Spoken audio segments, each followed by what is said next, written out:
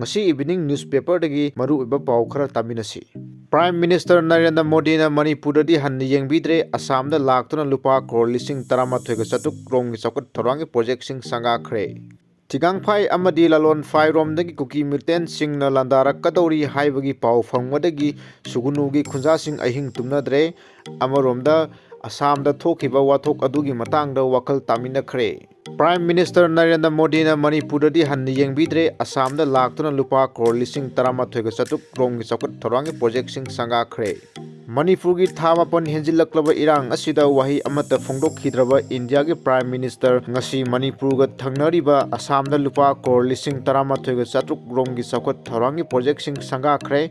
Prime Minister Narendra Modi na ngasi Guwahati da lupa crore lising taramathoy ga chatuk rong gi oigadaba project sing sanga baga loinana naungna project sing gi urep yum tamkhre.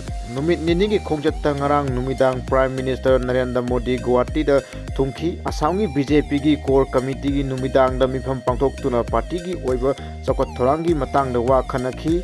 Guwahati yaudingai gi mangoina numit asimakta da Modi na Odisha gi Sambalpura lupa crore lising humfunipan henbagi chakat thorangi project sing hugdokhi hairiba project sing asida mai lambi thong amadi railway infrastructure sing yauri project sing adugi manungda Sambalpura da Indian Institute of Management gi campus ama sabasu yauri.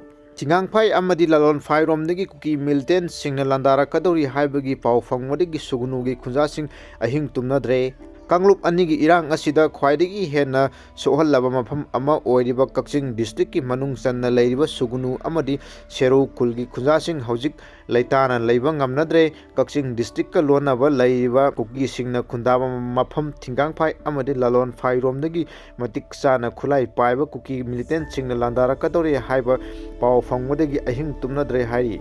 Paukse asina sugunu gi khunja kayadagi phangba pau amagi matung inadi hojik sugunu da BSF State Security Force amadi khul ngapa khunja singna ahing nungthilda akanba ngak senmagi thabak chathaduna leiri cherak asida tingang phai hairiba kuki gi khul asida kuki militant kaya changsillaga group semduna leire habigi pau phangle.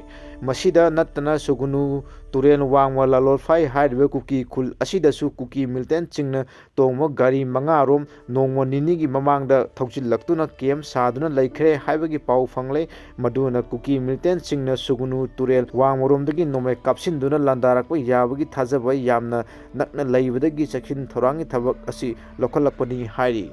Amoromda sugunu da leiriba 37 suba Assam Rifles ki kangbu asi mapal thokna ngak senmagi thabak tawhandaba sugunu gi akoibada leiriba maira paibi singna ARKM ki mamangda amuk ayuk nungthin numidang khaidna ngak senmagi thabak chathaduna leiri. Aduga Assam Rifles ki kangbu asina hojik sugunu gi Nazareth Chingjakhok Chingdon amadi Saint George Joseph Kulna Chingbada Leiri. Adubu sugunu romdadi AR personnel sing thor tuna ngak senmugi thabak tawbudi maira paibi singna thingduna leiri.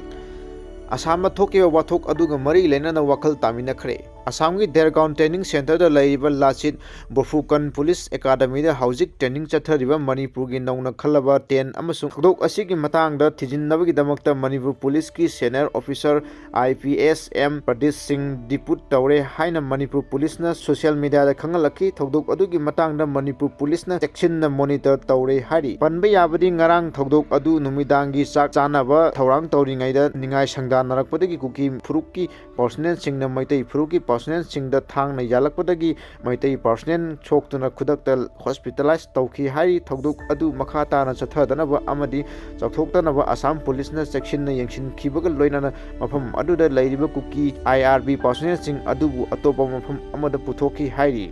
Ningsingba yabadi January gi tang 13 dagi nauna khallaba 10 amasung 11 suba IRB personnel lising amaga chatika kunga mari Lachit Borphun Police Academy Gorgon Assam training gi dam kibani lengangna khong lambida thagani haina ranglam madagi miyamna yadabadagi cargo flight sinadun Assam tamna pukhibani.